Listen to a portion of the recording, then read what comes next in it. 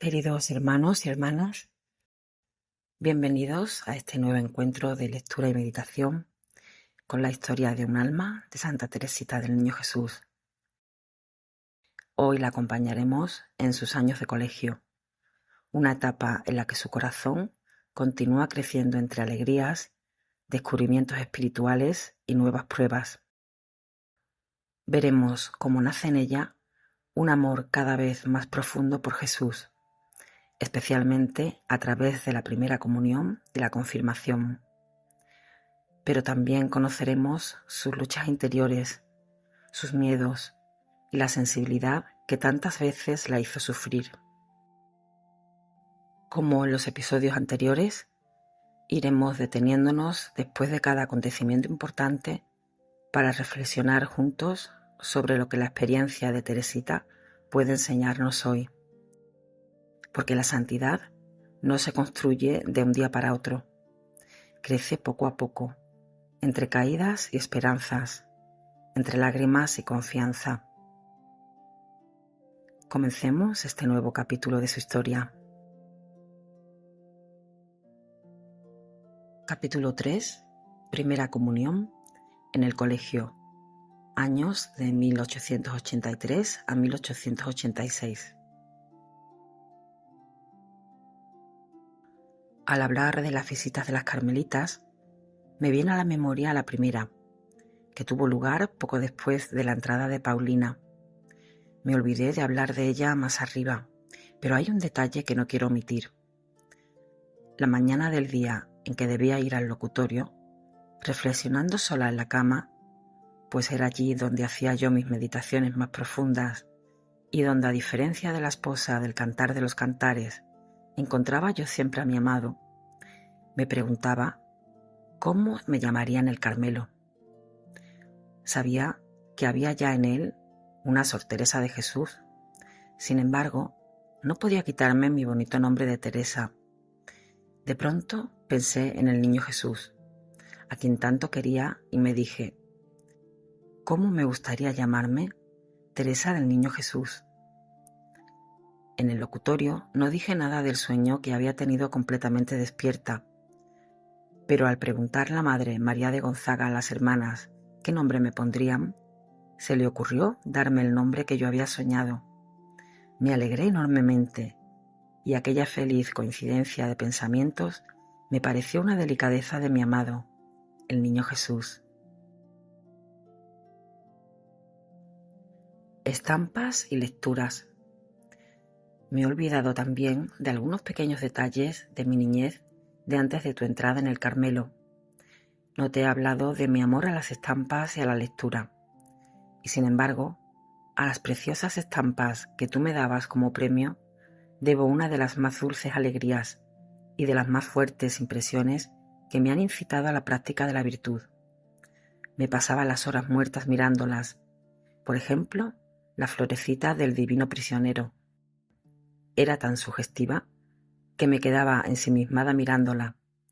Al ver que el nombre de Paulina estaba escrito al pie de la florecita, me hubiera gustado que el de Teresa estuviera allí también, y me ofrecí a Jesús para ser su florecita. No sabía jugar, pero me gustaba mucho la lectura, y me hubiera pasado la vida leyendo. Afortunadamente, tenía unos ángeles de la tierra que me elegían unos libros que, a la vez que me distraían, alimentaban mi espíritu y mi corazón. Además, no podía dedicar a la lectura más que un determinado tiempo, lo cual era para mí motivo de grandes sacrificios, pues muchas veces tenía que interrumpirla en lo más interesante de un pasaje. Esta afición a la lectura duró hasta mi entrada en el Carmelo. Me sería imposible decir el número de libros que pasaron por mis manos, pero nunca permitió Dios que leyera ni uno solo que pudiera hacerme daño.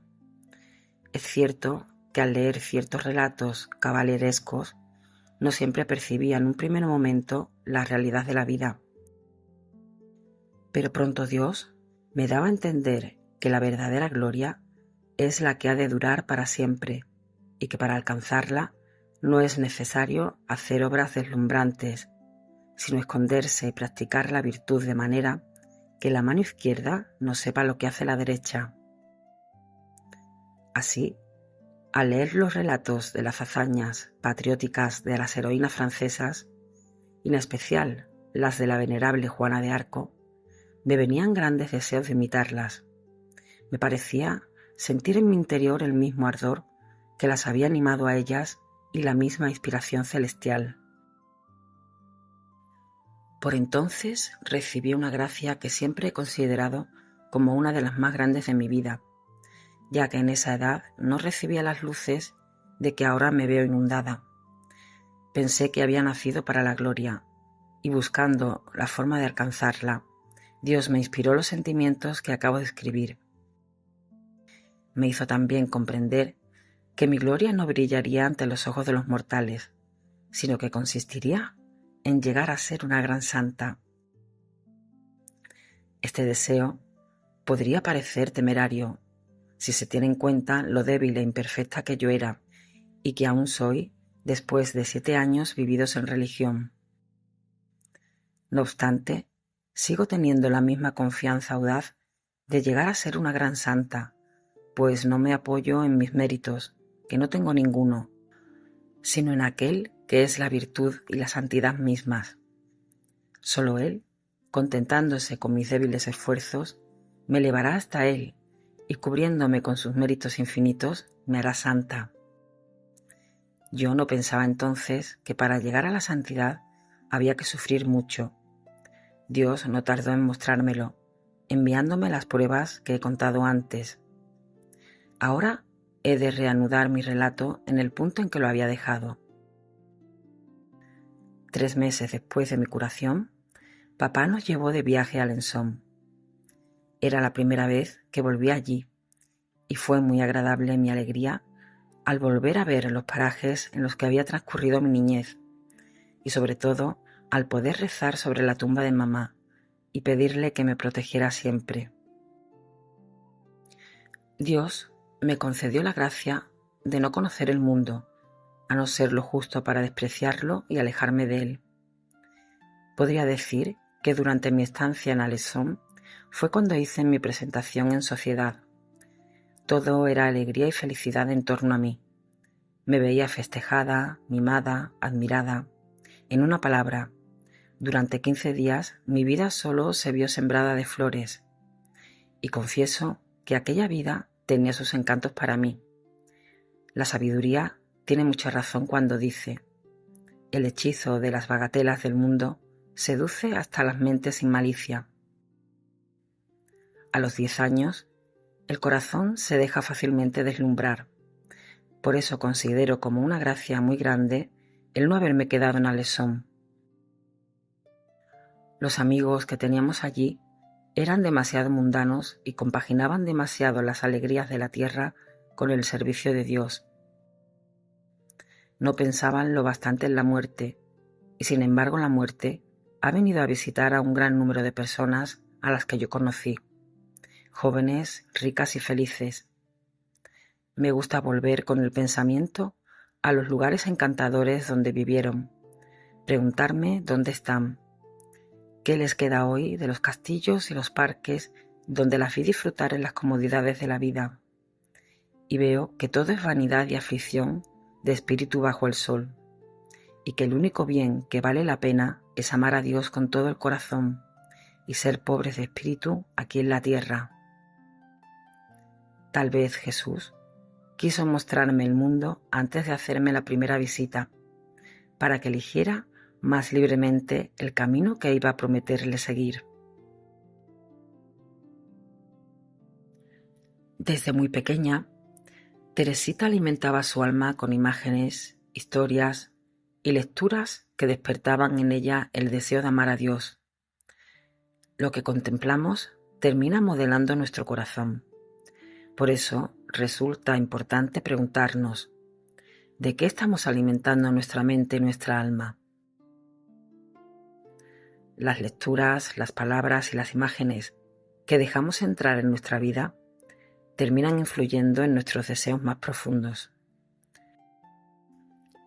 Teresita aprendió a mirar hacia el cielo, porque desde niña llenó su corazón de aquello que la acercaba a Dios.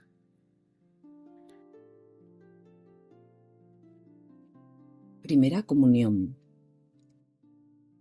La época de mi primera comunión ha quedado grabada en mi corazón como un recuerdo sin nubes. Creo que no podía estar mejor preparada de lo que estuve, y mis sufrimientos del alma desaparecieron durante casi un año. Jesús quería darme a gustar la alegría más plena posible en este valle de lágrimas. ¿Recuerdas, madre querida, el precioso librito que me preparaste 3 meses antes de mi primera comunión? Aquel librito me ayudó a preparar metódica y rápidamente mi corazón, pues si bien es cierto que ya lo venía preparando desde hacía mucho tiempo, era necesario darle un nuevo impulso, llenarlo de flores nuevas para que Jesús pudiese descansar a gusto en él. Todos los días hacía un gran número de prácticas, que eran otras tantas flores.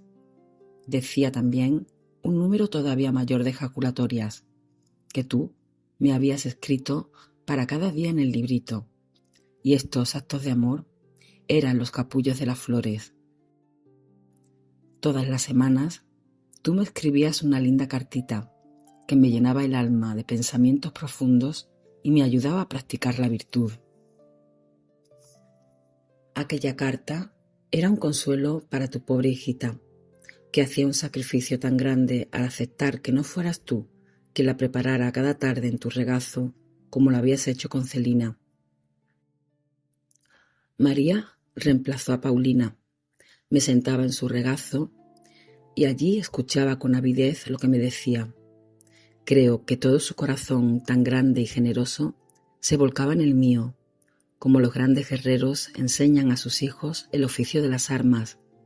Así me hablaba ella de las luchas de la vida y de la palma que se entregará a los vencedores. María me hablaba también de las riquezas inmortales que podemos atesorar fácilmente cada día y de la desgracia que sería pasar junto a ellas sin querer tomarse la molestia de extender la mano para cogerlas. Luego me enseñaba la forma de ser santa por la fidelidad en las cosas más pequeñas. Me dio la hojita El renunciamiento, que yo meditaba con auténtico placer. Y qué elocuente que era mi querida madrina. Me hubiera gustado no ser yo la única que escuchase sus profundas enseñanzas. Me llegaban tan a lo hondo que en mi ingenuidad pensaba que hasta los más grandes pecadores se habrían conmovido como yo y que abandonando sus riquezas perecederas solo querrían ganar ya las del cielo. Hasta entonces nadie me había enseñado todavía la forma de hacer oración, a pesar de que tenía muchas ganas, pero María pensaba que era ya bastante piadosa y no me dejaba hacer más que mis oraciones. Un día, una de las profesoras de la abadía me preguntó qué hacía los días libres cuando estaba sola. Yo le contesté que me metí en un espacio vacío que había detrás de mi cama y que podía cerrar fácilmente con la cortina, y que allí pensaba. ¿Y en qué piensas?, me dijo. Pienso en Dios, en la vida, en la eternidad. Bueno, pienso. La religiosa se rió mucho de mí. Más tarde, le gustaba recordarme aquel tiempo en que yo pensaba, y me preguntaba si todavía seguía pensando. Ahora comprendo que, sin saberlo, hacía oración y que ya Dios me instruía en lo secreto. Los 3 meses de preparación pasaron rápidamente y pronto tuve que entrar en ejercicios y para ello hacerme pensionista interna y dormir en la abadía. Me resultaba imposible expresar el dulce recuerdo que me dejaron estos ejercicios. Verdaderamente, si había sufrido mucho en el internado, la dicha inefable de aquellos pocos días pasados a la espera de Jesús me compensó abundantemente. No creo que se pueda saborear estas alegrías en otra parte que en las comunidades religiosas. Como éramos pocas niñas, era fácil ocuparse de cada una en particular, y nuestras profesoras nos prodigaron en esos días unos cuidados verdaderamente maternales. De mí se ocupaban aún más que de las otras. Todas las noches, la primera profesora venía con su linternita a darme un beso en la cama y me demostraba un gran cariño. Una noche, ganada por su bondad, le dije que iba a confiarle un secreto, y sacando misteriosamente mi precioso librito de debajo de la almohada, se lo enseñé con los ojos resplandecientes de alegría. Por la mañana me resultaba muy divertido ver a todas las alumnas levantarse apenas nos despertaban y hacer lo que todas, pero yo no estaba acostumbrada a arreglarme sola, y María no estaba allí para rizarme el pelo, así que tenía que ir tímidamente a presentar mi peine a la profesora encargada del cuarto de tocador, la cual se reía al ver a una jovencita de 11 años que no sabía arreglarse por sí sola, pero me peinaba, aunque no con la delicadeza de María. Sin embargo, no me atrevía a chillar, como hacía todos los días bajo la delicada mano de mi madrina. Durante estos ejercicios pude comprobar que era una niña mimada y rodeada de cariño como pocas en el mundo, sobre todo entre las niñas huérfanas de madre. Todos los días, María y Leonia venían a verme con papá, que me colmaba de caricias. Así que no sufrí por estar lejos de la familia, y no hubo nada que oscureciese el hermoso cielo de mis ejercicios. Escuchaba con mucha atención las pláticas que nos daba el señor abate Domín, y hasta escribía un resumen de las mismas. En cuanto a mis propios pensamientos, no quise escribir ninguno, segura que me acordaría bien de ellos, como así fue. Me gustaba mucho ir con las religiosas a todos los oficios. Llamaba la atención entre mis compañeras por un gran crucifijo que me había regalado Leonia y que llevaba puesto en el cinturón como los misioneros. Aquel crucifijo despertaba la envidia de las religiosas, que pensaban que, al llevarlo, yo quería imitar a mi hermana la Carmelita. Y sí, hacia ella volaban mis pensamientos. Yo sabía que mi Paulina estaba de ejercicios como yo, no para que Jesús se entregase a ella, sino para entregarse ella a Jesús, y aquella soledad, pasada en la espera, me resultaba por eso doblemente grata. Recuerdo que una mañana me habían llevado a la enfermería porque tosía mucho.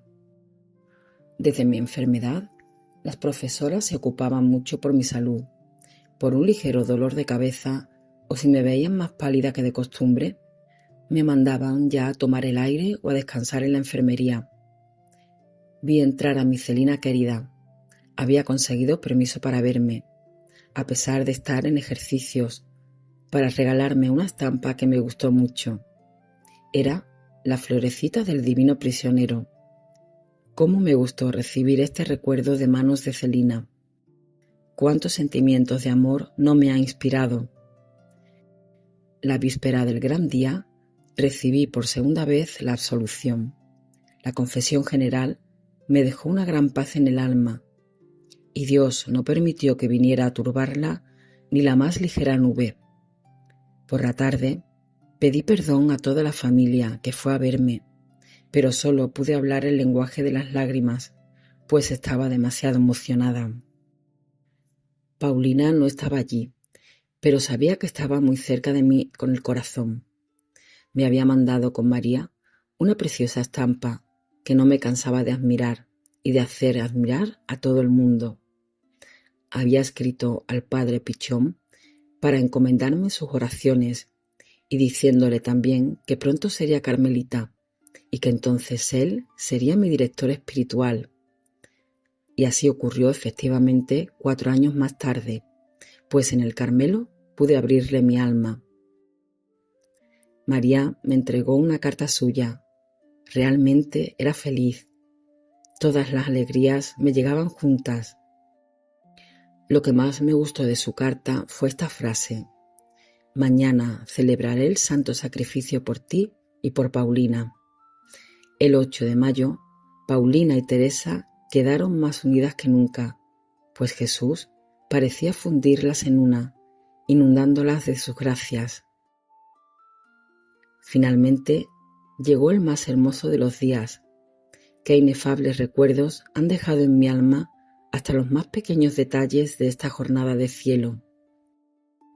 El gozoso despertar de la aurora, los besos respetuosos y tiernos de las profesoras y de las compañeras mayores, la gran sala repleta de copos de nieves, con los que nos iban vistiendo a las niñas una tras otra, y sobre todo la entrada en la capilla y el precioso canto matinal.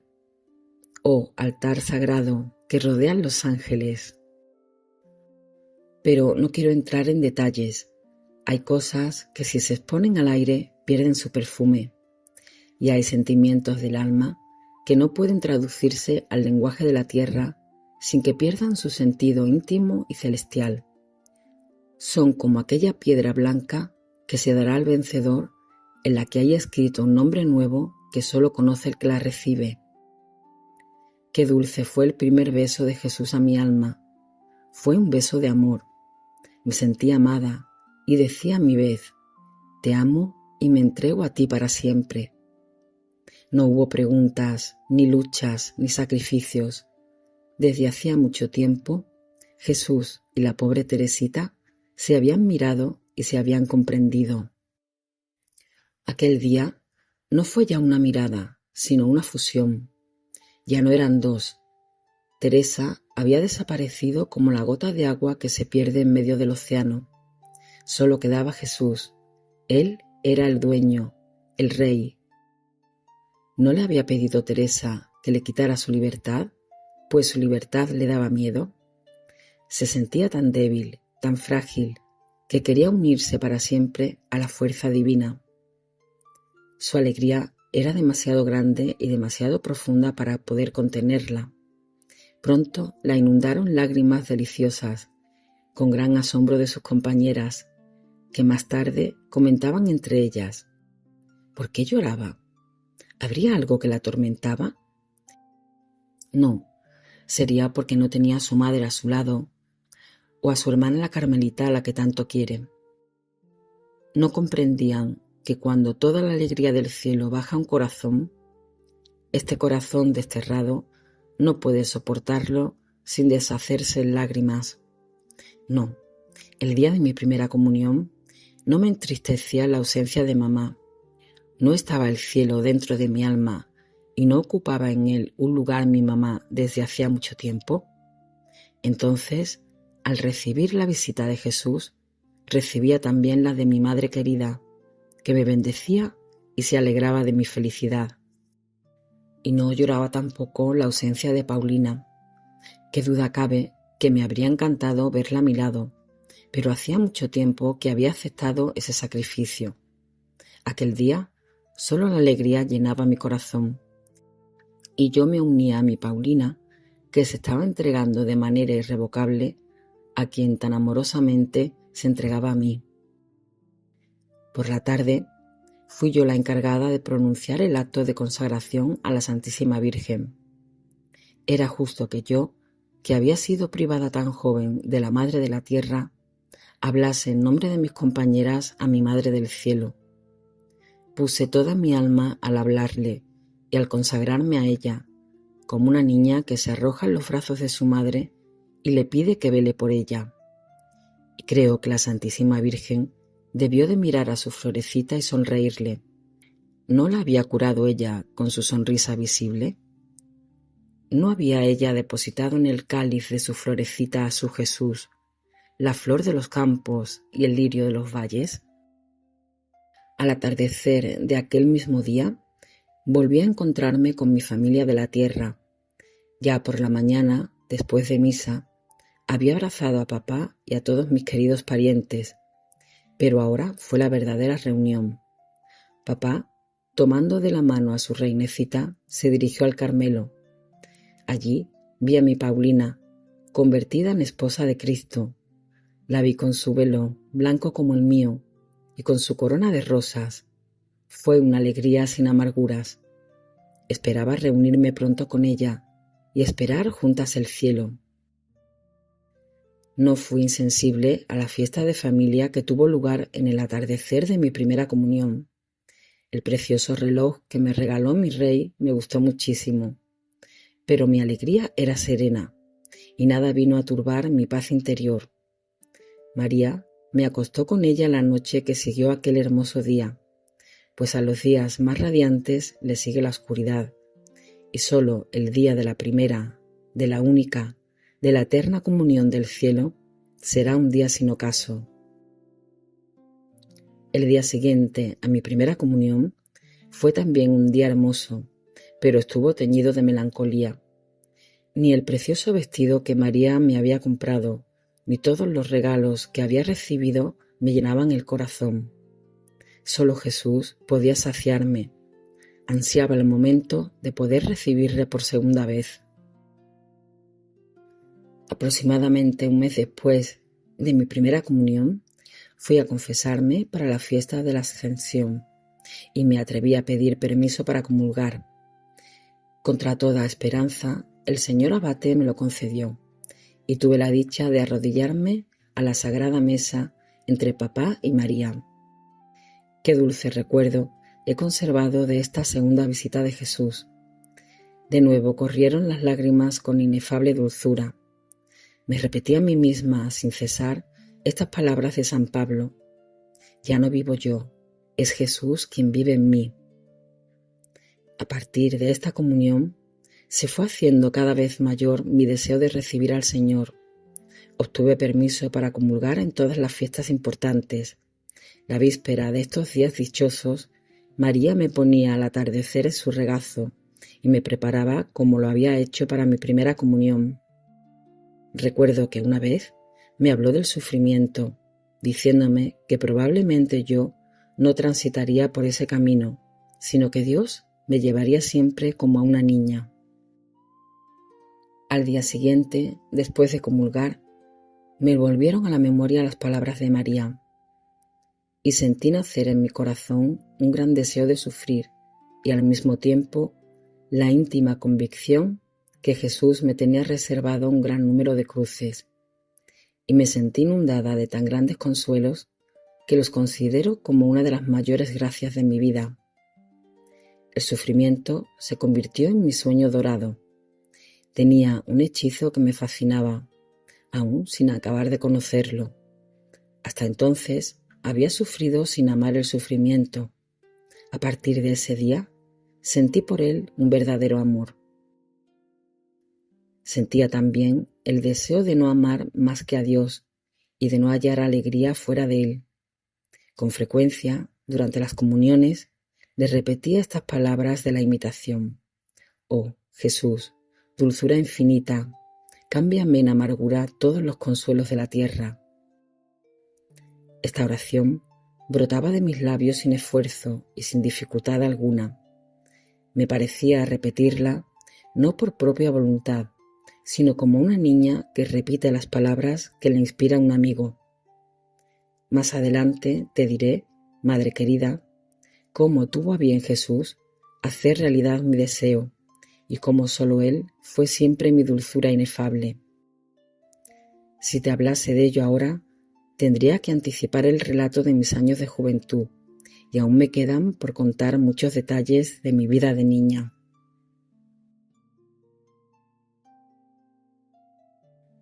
La primera comunión fue uno de los momentos más felices de la vida de Teresita. No fue simplemente una ceremonia, fue un encuentro de amor. Ella no pensaba en obligaciones ni en méritos, pensaba en Jesús. Y quizá aquí encontramos una enseñanza preciosa. La fe alcanza toda su belleza cuando deja de ser una costumbre y se convierte en una relación viva. Dios no desea únicamente nuestra obediencia, desea nuestro corazón. Confirmación. Poco después de mi primera comunión, entré de nuevo en ejercicios espirituales para la confirmación. Me preparé con gran esmero para recibir la visita del Espíritu Santo. No entendía cómo no se cuidaba mucho la recepción de este sacramento de amor. Normalmente, para la confirmación solo se hacía un día de retiro, pero como Monseñor no pudo venir para el día fijado, tuve el consuelo de pasar 2 días de soledad. Para distraernos, la profesora nos llevó al Monte Cassino, donde cogí a manos llenas margaritas gigantes para la fiesta del Corpus. Qué gozo sentía en el alma. Al igual que los apóstoles, esperaba jubilosa la visita del Espíritu Santo. Me alegraba al pensar que pronto sería una cristiana perfecta y, sobre todo, que iba a llevar eternamente marcada en la frente la cruz misteriosa que traza el obispo al administrar este sacramento. Por fin llegó el momento feliz. No sentí ningún viento impetuoso al descender el Espíritu Santo, sino más bien aquella brisa tenue cuyo susurro escuchó Elías en el monte Horeb. Aquel día recibí la fortaleza para sufrir, ya que pronto iba a comenzar el martirio de mi alma. Mi Leonia querida fue la madrina y estaba tan emocionada que no dejó de llorar durante toda la ceremonia. Recibió conmigo la Sagrada Comunión, pues aquel día feliz tuve la dicha de volver a unirme a Jesús. Pasadas estas fiestas deliciosas e inolvidables, mi vida volvió a la normalidad, es decir, tuve que reanudar la vida de pensionista que tan penosa me resultaba. Aquellos días que rodearon mi primera comunión, me gustaba convivir con las niñas de mi edad, todas ellas llenas de buena voluntad y decididas como yo, a tomar en serio la práctica de la virtud. Pero ahora tenía que volver a ponerme en contacto con alumnas muy diferentes, disipadas, que no querían guardar el reglamento, y eso me hacía muy desgraciada. Yo era de carácter alegre, pero no sabía jugar a los juegos de las niñas de mi edad. Muchas veces, en el recreo, me apoyaba en un árbol y desde allí contemplaba el espectáculo sumida en profundas reflexiones. Había inventado un juego que me gustaba mucho. Consistía en enterrar a los pobres pajaritos que encontrábamos muertos bajo los árboles. Muchas alumnas se animaron a ayudarme, de forma que nuestro cementerio quedó muy bonito, todo plantado de árboles y flores, proporcionados al tamaño de nuestros pajaritos. También me gustaba contar historietas que yo misma inventaba a medida que me iban viniendo a la imaginación. Entonces mis compañeras me rodeaban presurosas y a veces algunas de las mayores se unían al grupo de las oyentes. Una misma historia solía durar varios días, pues me gustaba hacerla cada vez más interesante a medida que iba viendo en los rostros de mis compañeras la impresión que producía. Pero la profesora no tardó en prohibirme ese oficio de orador, pues quería vernos jugar y correr en lugar de discurrir. Retenía con facilidad el sentido de lo que estudiaba, pero me costaba trabajo aprender de memoria. Por eso, el año que precedió a mi primera comunión, pedía permiso casi todos los días para estudiar el catecismo durante el recreo. Mis esfuerzos se vieron coronados por el éxito y fui siempre la primera. Si, por casualidad, perdía ese puesto por una sola palabra que hubiera olvidado, mi dolor se exteriorizaba en lágrimas amargas que el señor abate Domín no sabía cómo calmar. Estaba muy contento de mí, excepto cuando lloraba, y me llamaba su doctorcito, debido a mi nombre de Teresa. Una vez, la alumna que me seguía no supo hacer a su compañera la pregunta del catecismo. El señor abate preguntó en vano a toda la fila de alumnas, hasta llegar a mí, y entonces dijo que quería ver si merecía el primer puesto. Yo, en mi profunda humildad, no deseaba otra cosa, y levantándome, muy segura de mí misma, contesté a lo que se me preguntaba sin cometer ni un solo error, con gran asombro de toda la clase. Mi interés por el catecismo continuó, después de mi primera comunión, hasta que salí del internado. Me iba muy bien en los estudios y era casi siempre la primera. En lo que más descollaba era en historia y en redacción. Todas mis profesoras me tenían por una alumna muy inteligente, pero no sucedía lo mismo en casa de mi tío, donde pasaba por ser una pequeña ignorante, buena y dulce, sí, pero poco capaz y torpe.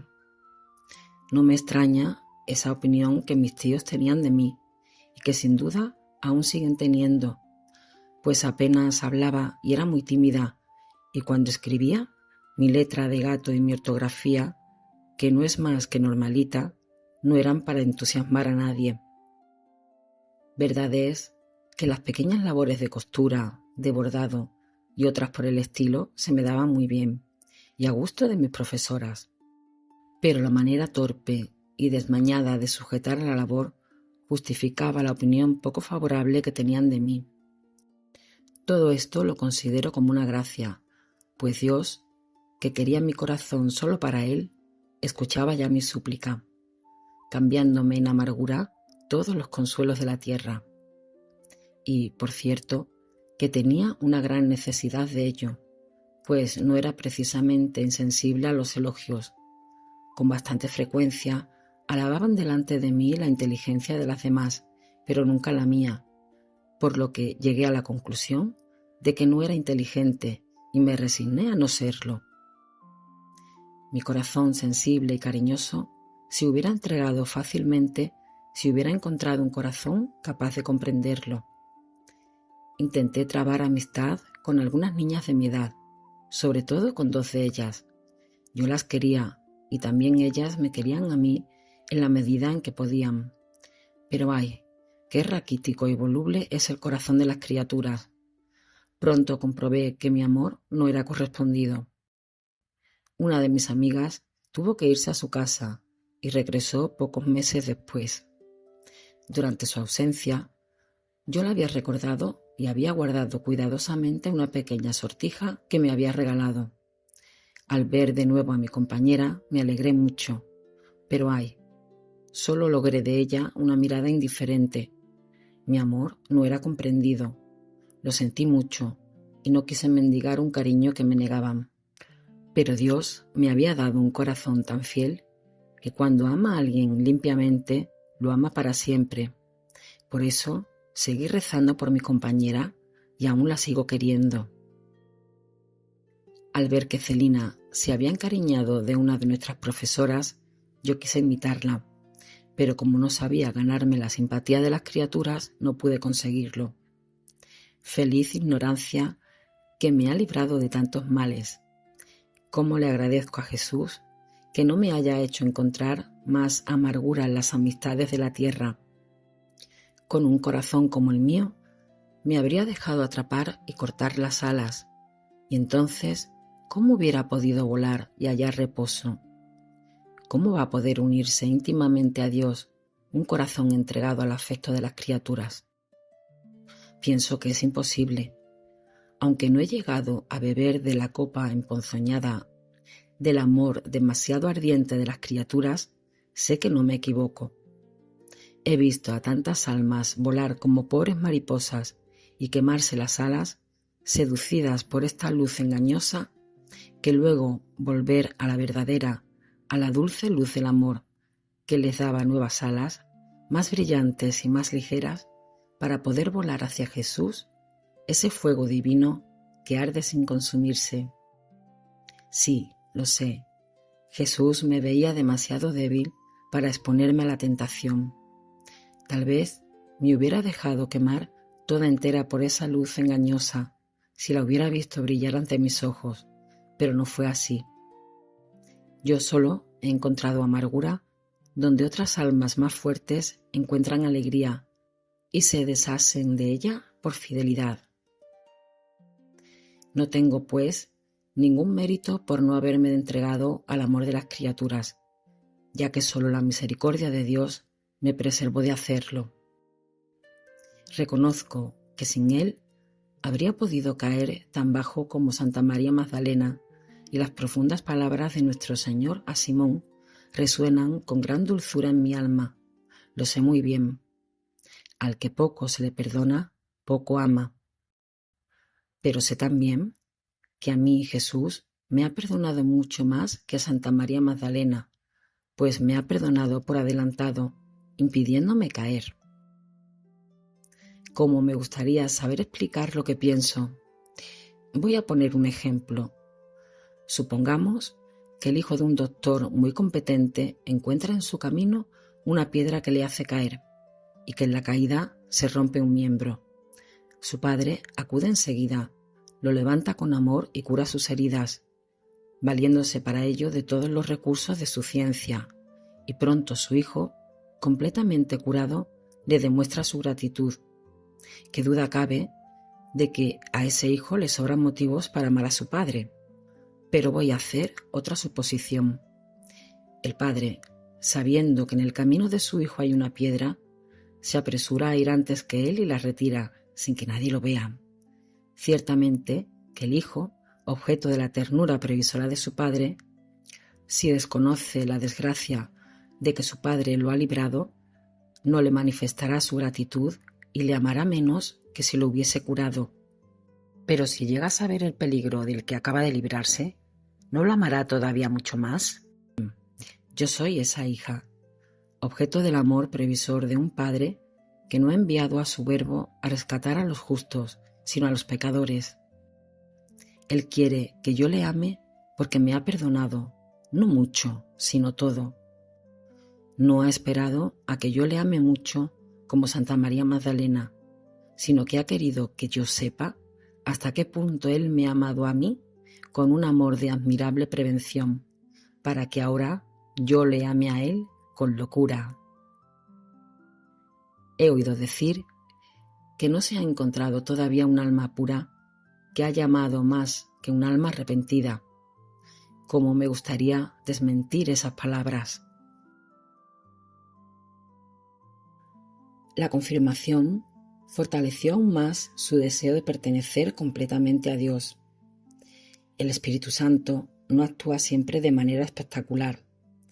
Muchas veces trabaja en silencio, formando lentamente el alma, como una semilla escondida bajo la tierra. Tal vez nosotros también estamos creciendo espiritualmente sin darnos cuenta, porque la obra de Dios suele avanzar en silencio. Enfermedad de los escrúpulos. Veo que me he alejado mucho del tema, así que me apresuro a volver a él. El año que siguió a mi primera comunión transcurrió casi todo él sin pruebas interiores para mi alma, pero durante el retiro para la segunda comunión me vi asaltada por la terrible enfermedad de los escrúpulos. Hay que pasar por ese martirio para saber lo que es. Imposible decir lo que sufrí durante 1 año y medio. Todos mis pensamientos y mis acciones, aun los más sencillos, se me convertían en motivo de turbación. La única forma de recobrar la paz era contárselo a María, lo cual me costaba mucho, pues me creía obligada a decirle hasta los pensamientos extravagantes que tenía acerca de ella misma. En cuanto soltaba mi carga, disfrutaba por un momento de paz. Pero esa paz pasaba como un relámpago y enseguida volvía a comenzar mi martirio. Cuánta paciencia tuvo que tener mi querida María para escucharme, sin dar nunca muestras de cansancio. Apenas volvía de la abadía, ya se ponía a rizarme el pelo para el día siguiente, pues para dar gusto a papá, la reinecita llevaba todos los días el pelo rizado, con gran admiración de sus compañeras y especialmente de las profesoras, que no veían a niñas tan bien atendidas por sus padres. Durante la sesión yo no dejaba de llorar, contando todos mis escrúpulos. Al terminar el año, Celina terminó sus estudios y regresó a casa, y la pobre Teresa, que tuvo que volver sola al colegio, no tardó en caer enferma. El único atractivo que la retenía en el internado era vivir con su inseparable Celina. Sin ella, su hijita ya no podía seguir allí.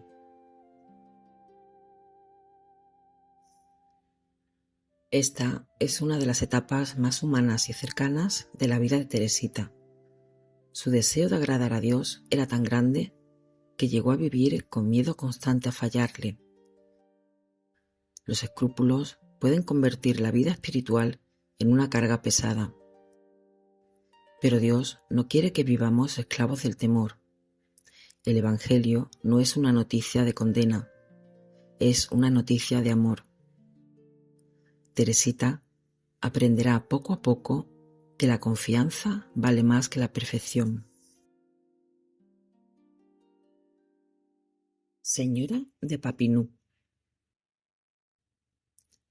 Salí pues de la abadía a la edad de 13 años y continué mi educación recibiendo varias clases a la semana en casa de la señora de Papinou. Era una persona muy buena y muy culta, pero con ciertos aires de solterona. Vivía con su madre y era una maravilla ver las buenas migas que hacían las tres, pues la gata era también de la familia y yo tenía que soportar que ronronease sobre mis cuadernos e incluso admirar su linda figura. Como los buissonets quedaban demasiado lejos para las piernas ya un poco viejas de mi profesora, había pedido que fuera yo a su casa para las clases.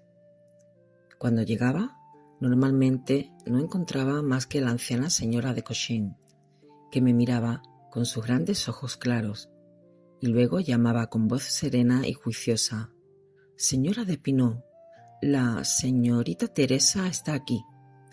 Su hija contestaba inmediatamente con voz infantil: «Ya voy, mamá». Y luego empezaba la clase. Estas clases tenían también la ventaja, además de la instrucción que en ellas recibía, de hacerme conocer el mundo. ¿Quién lo hubiera creído? En aquella sala, amueblada a la antigua, yo asistía con frecuencia, rodeada de libros y de cuadernos, a visitas de toda índole. Sacerdotes, señoras, señoritas, etc. La señora de Cochin llevaba la batuta de la conversación todo lo que podía, para que su hija pudiera darme la clase. Pero esos días no aprendía apenas nada. Con la nariz encima del libro escuchaba todo lo que decían, e incluso lo que más me valiera no haber escuchado, pues la vanidad se desliza muy fácilmente en el corazón. Una señora decía que yo tenía un pelo precioso. Otra, al despedirse, creyendo que yo no la oía, preguntaba quién era aquella muchacha tan bonita. Y esas palabras, tanto más halagadoras cuando no se decían delante de mí, dejaban en mi alma una sensación de placer que me demostraba a las claras lo llena de amor propio que yo estaba. Qué lástima me dan las almas que se pierden. Es tan fácil extraviarse por los senderos floridos del mundo. Ciertamente, para un alma un tanto elevada, la dulzura que él ofrece va mezclada de amargura, y el vacío inmenso de los deseos nunca podrá llenarse con las alabanzas de un instante. Pero si mi corazón no se hubiese elevado hacia Dios desde su primer despertar, si el mundo me hubiese sonreído desde mi entrada en la vida, ¿qué habría sido de mí? Madre querida, con cuánta gratitud canto las misericordias del Señor. ¿No me retiró Él del mundo, según las palabras de la sabiduría, antes que la malicia pervirtiera mi conciencia y que la perfidia sedujera mi alma?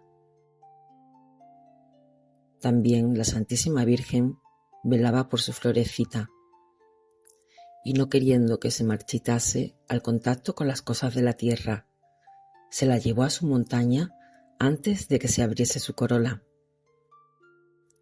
Mientras esperaba la llegada de ese momento feliz, Teresita iba creciendo en el amor de su Madre del Cielo, y para mostrarle ese amor hizo algo que le costó mucho y que voy a contar en pocas palabras a pesar de su extensión.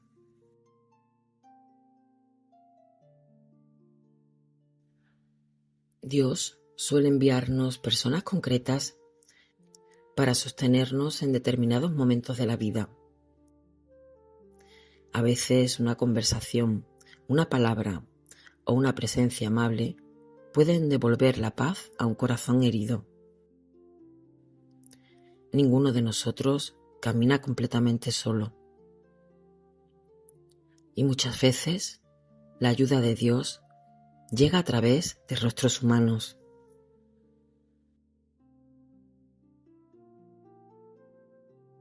Hija de María. Casi inmediatamente después de mi entrada en la abadía, ingresé en la congregación de los Santos Ángeles. Me gustaban mucho los ejercicios de devoción que en ella se prescribían, pues sentía una especial inclinación a invocar a los bienaventurados espíritus celestiales y en particular al que Dios me dio para que fuera el compañero de mi destierro. Poco tiempo después de mi primera comunión, la banda de aspirantes a las hijas de María sustituyó a la de los Santos Ángeles, pero abandoné la abadía sin haber sido recibida en esa congregación de la Santísima Virgen. Como salí antes de terminar los estudios, no se me permitía entrar en ella como antigua alumna.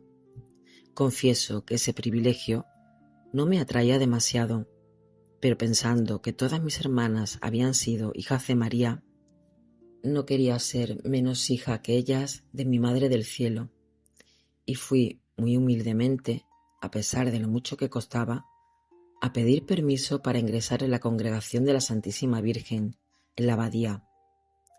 La primera profesora no quiso negármelo, pero me puso como condición que tenía que venir al colegio 2 días a la semana por la tarde, para demostrar que era digna de ser admitida. Este permiso, lejos de agradarme, me costó enormemente. Yo no tenía, como las demás alumnas, una profesora amiga con quien poder ir a pasar el tiempo. Así es que me conformaba con ir a saludar a la profesora y luego trabajaba en silencio hasta que terminaba la clase de labores. Nadie se fijaba en mí, así que subí a la tribuna de la capilla y me estaba allí delante del Santísimo hasta que papá venía a buscarme. Este era mi único consuelo. ¿No era, acaso, Jesús mi único amigo? No sabía hablar con nadie más que con él. Las conversaciones con las criaturas, incluso las conversaciones piadosas, me cansaban el alma. Sentía que vale más hablar con Dios que hablar de Dios, pues se puede mezclar tanto amor propio en las conversaciones espirituales. Solo por la Santísima Virgen iba a la abadía. A veces me sentía sola, muy sola, como en los días de mi vida del internado, cuando me paseaba triste y enferma por el enorme patio. Yo repetía siempre estas palabras, que hacían renacer siempre la paz y la fuerza en mi corazón. La vida es tu navío, no tu morada. Cuando era pequeñita, estas palabras me levantaban a la moral, y todavía hoy, a pesar de los años, que hacen que desaparezcan tantos sentimientos de piedad infantil, la imagen del navío sigue cautivando mi alma y la ayuda a soportar el destierro. ¿No dice la sabiduría que la vida es como nave que surca las aguas agitadas sin dejar rastro alguno de su travesía? Cuando pienso en estas cosas, mi alma se abisma en el infinito y me parece estar tocando ya las riberas eternas. Me parece estar ya recibiendo el abrazo de Jesús. Creo ver a mi Madre del Cielo salirme al encuentro con papá, con mamá y con los 4 angelitos. Creo estar gozando, por fin, para siempre, de la verdadera, de la única vida de familia. La pertenencia a las hijas de María fue para Teresita una fuente de alegría y de crecimiento espiritual. María ocupaba un lugar muy especial en su corazón. Ella no veía a la Virgen como una figura lejana, la sentía cercana, maternal, accesible. Quizá nosotros también necesitamos redescubrir esa sencillez, acercarnos a María con confianza de hijos.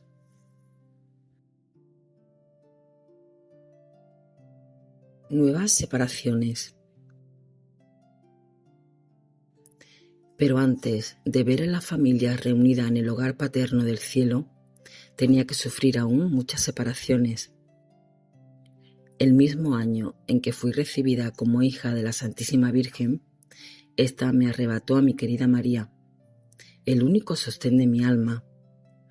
María era quien me guiaba, quien me consolaba, quien me ayudaba a practicar la virtud. Ella era mi único oráculo. Es cierto que Paulina ocupaba un lugar privilegiado en mi corazón, pero Paulina estaba lejos, muy lejos de mí. Me había costado un verdadero martirio acostumbrarme a vivir sin ella, a ver interpuestos entre ella y yo unos muros infranqueables, pero al fin había acabado por aceptar la triste realidad. Había perdido a Paulina, casi como si se hubiera muerto. Ella me seguía queriendo, sí, y rezaba por mí. Pero a mis ojos, mi querida Paulina se había convertido en una santa que ya no sabía de las cosas de la tierra y las miserias de su pobre Teresa. Si las conociera, le extrañarían y la llevarían a no quererla tanto. Además, aunque hubiera querido confiarle mis secretos, como en los buissonets, no hubiera podido hacerlo, pues las visitas en el locutorio eran solo para María. Celina y yo no teníamos permiso para entrar más que al final, y justo el tiempo para que se nos oprimiese el corazón. Por eso, no tenía en realidad más que a María, que me era, por así decirlo, indispensable. Solo a ella le contaba mis escrúpulos, y la obedecía tan ciegamente que mi confesor nunca llegó a conocer mi vergonzosa enfermedad. Yo solo le decía el número de pecados que María me permitía confesar, ni uno más. Así que podía haber pasado por el alma menos escrupulosa del mundo, a pesar de serlo en sumo grado.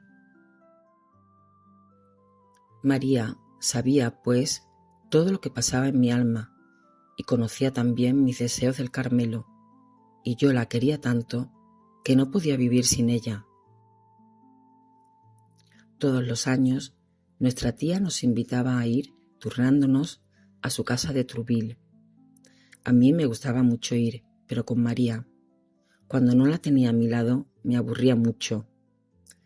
Una vez, sin embargo, me lo pasé bien en Trouville. Fue el año en que papá realizó el viaje a Constantinopla. Para distraernos un poco, pues estábamos muy tristes porque papá estaba tan lejos.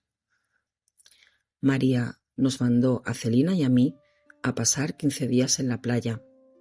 Yo me divertí mucho porque tenía conmigo a Celina. Nuestra tía nos daba todos los gustos posibles, paseos en burro, pesca de agujas, etc. Yo era todavía muy niña, a pesar de mis 12 años y medio. Me acuerdo de la alegría que sentí cuando me puse las preciosas cintas azules que mi tía me regaló para el pelo. Y también me acuerdo que me confesé en Trouville de esa complacencia infantil que me parecía pecado. Una noche tuve una experiencia que me abrió mucho los ojos. María de Guérin, que casi siempre estaba enferma, lloriqueaba con frecuencia. Y entonces mi tía la mimaba y le prodigaba los nombres más tiernos, sin que por eso mi querida primita dejase de lloriquear y de quejarse de que le dolía la cabeza. Yo, que tenía también casi todos los días dolor de cabeza y no me quejaba, quise una noche imitar a María y me puse a lloriquear echada en un sillón, en un rincón de la sala. Enseguida Juana y mi tía vinieron solícitas a mi lado, preguntándome qué tenía. Yo les contesté, como María, me duele la cabeza. Pero al parecer, eso de quejarme no se me daba bien, pues no pude convencerlas de que fuese el dolor de cabeza lo que me hacía llorar. En lugar de mimarme, me hablaron como a una persona mayor, y Juana me reprochó el que no tuviera confianza con mi tía, pues pensaba que lo que yo tenía era un problema de conciencia. En fin, salí sin más daño que el haber trabajado en balde y muy decidida a no volver a imitar nunca a los demás, y comprendí la fábula del asno y el perrito. Yo era como el asno, que viendo las caricias que le hacían al perrito, fue a poner su pesada pata sobre la mesa para recibir también él su ración de besos. Pero ay, si no recibí palos, como el pobre animal, recibí realmente el pago que me merecía, y la lección me curó para toda la vida del deseo de atraer sobre mí la atención de los demás. El único intento que hice para ello me costó demasiado caro. Al año siguiente, que fue el de la partida de mi querida madrina, nuestra tía me volvió a invitar, pero en esta ocasión a mí sola, y me encontré tan perdida y tan fuera de lugar que al cabo de 2 o 3 días caí enferma y tuvieron que llevarme de vuelta a Lisieux. La enfermedad, que temían que fuese grave, no era más que nostalgia de los Buissonets, y apenas puse los pies en ellos me curé. Bien, pues a esa niña iba Dios a arrebatarle el único apoyo que le ataba a la vida. En cuanto supe la decisión de María, tomé la resolución de no volver a pegar mi corazón a nada en la tierra. Después de salir del internado, me había instalado en el cuarto de pintura de Paulina y lo había arreglado a mi gusto. Era una verdadera leonera, una mezcla de objetos de piedad y curiosidades, un jardín y una pajarera. Así, por ejemplo, en el fondo destacaba sobre la pared una gran cruz de madera negra, sin Cristo, y unos dibujos que me gustaban. En otra pared, una cinta adornada con muselina y con cintas de color rosa con hierbas finas y flores. Finalmente, en la otra pared, campeaba el retrato de Paulina a los 10 años. Y bajo este retrato tenía una mesa sobre la que estaba colocada una gran jaula en la que había encerrados un gran número de pájaros, cuyo gorjeo melodioso aturdía a los visitantes, pero no a su amita, que los quería mucho. Tenía también el mueblecito blanco, repleto de mis libros de texto, cuadernos, etc. Y sobre este mueble tenía colocada una estatua de la Santísima Virgen, con floreros siempre llenos de flores naturales y con candeleros, y todo a su alrededor una gran cantidad de imagencitas de santos y santas, cestitas de conchas, cajas de cartulina, etc. Por último, delante de la ventana, mi jardín colgante, en el que cuidaba macetas, con las flores más raras que lograba encontrar. Tenía también en el interior de mi museo una jardinera, en la que ponía mi planta favorita. Frente a la ventana estaba colgada la mesa, cubierta con un tapete verde, y sobre el tapete, en el medio, tenía puesto un reloj de arena, una imagencita de San José, un portarrelojes, cestas de flores, un tintero, etc. Algunas sillas rotas y la preciosa cuna de muñecas de Paulina completaban mi ajuar. Realmente, esta pobre guardilla era un mundo para mí, y como el señor de Mestre, también yo podría componer un libro titulado Paseo alrededor de mi cuarto. En esta habitación me gustaba pasarme horas enteras, estudiando y meditando ante el hermoso panorama que se abría ante mis ojos. Al conocer la partida de María, mi cuarto perdió para mí todo su encanto.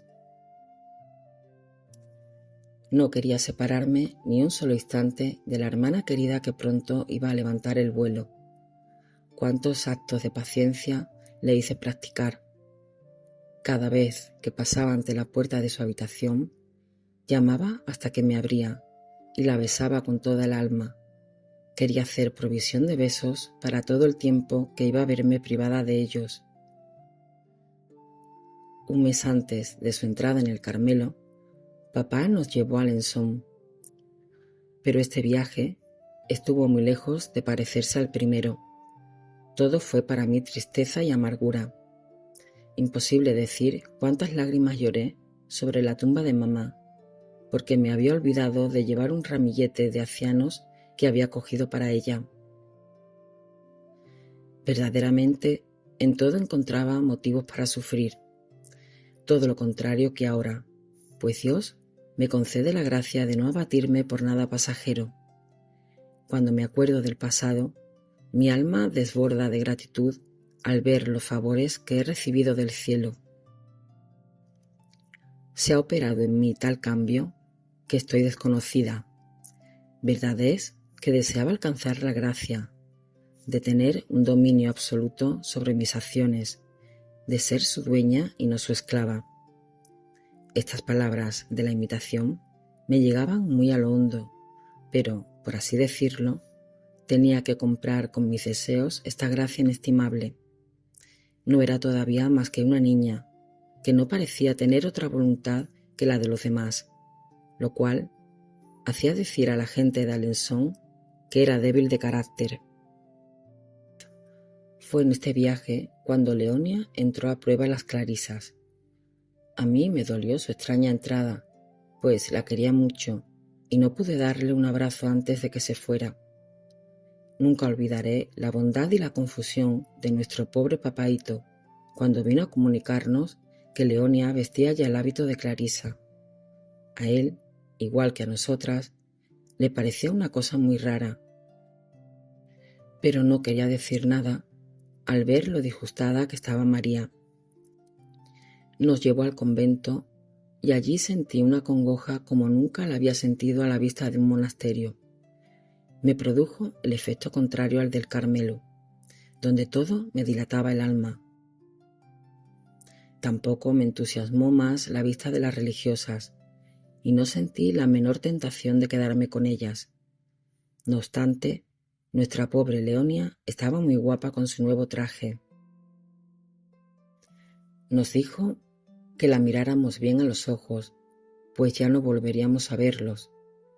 Las clarisas no se dejan ver más que con los ojos bajos. Pero Dios se conformó con 2 meses de sacrificio, y Leonia volvió a enseñarnos sus ojos azules, muy a menudo bañado en lágrimas. Al dejar Alençon, yo pensé que Leonia se quedaría con las clarisas, por lo que me alejé de la triste calle de la Media Luna con el corazón muy apenado. Ya no quedábamos más que 3, y pronto nuestra querida María nos iba también a dejar. El 15 de octubre fue el día de la separación. De la alegre y numerosa familia de los Buissonets ya solo quedaban las 2 últimas hijas. Las palomas habían huido del nido paterno, y las que aún quedaban hubiesen querido volar tras ellas, pero sus alas eran aún demasiado débiles para que pudieran levantar el vuelo. Dios, que quería llamar hacia sí a la más pequeña y más débil de todas, se apresuró a hacerle crecer las alas. Él, que se complace en mostrar su bondad y su poder, sirviéndose de los instrumentos menos dignos, quiso llamarme a mí antes que a Celina, que sin duda merecía más que yo este favor. Pero Jesús conocía muy bien mi debilidad, y por eso me escondió a mí primero en las cavernas de la roca. Cuando María entró en el Carmelo, yo era todavía muy escrupulosa. Como ya no podía confiarme a ella, me volví hacia el cielo. Me dirigí a los 4 angelitos que me habían precedido allá arriba, pues pensé que aquellas almas inocentes que nunca habían conocido ni las turbaciones ni los miedos deberían tener compasión de su pobre hermanita que estaba sufriendo en la tierra. La respuesta no se hizo esperar. Pronto la paz vino a inundar mi alma con sus olas deliciosas y comprendí que si era amada en la tierra, también lo era en el cielo.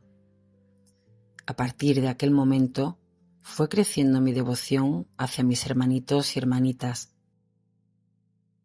Y me gusta conversar a menudo con ellos y hablarles de las tristezas del destierro y de mi deseo de ir pronto a reunirme con ellos en la patria.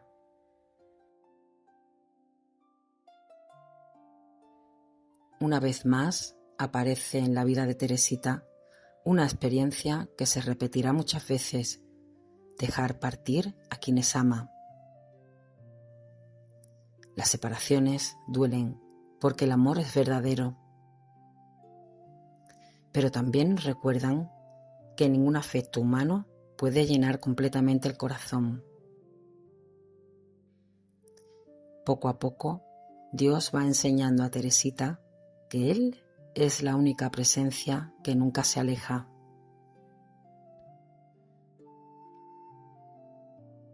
Al recorrer este capítulo, descubrimos una Teresita que sigue creciendo.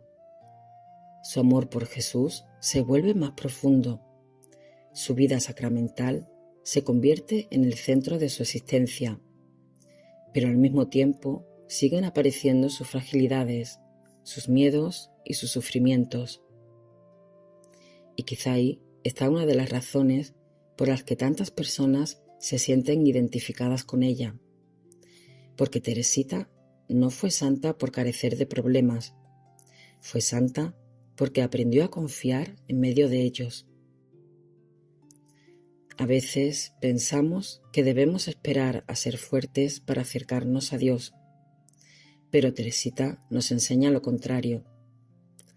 Podemos acercarnos tal como somos, con nuestras dudas, con nuestras heridas, con nuestros miedos,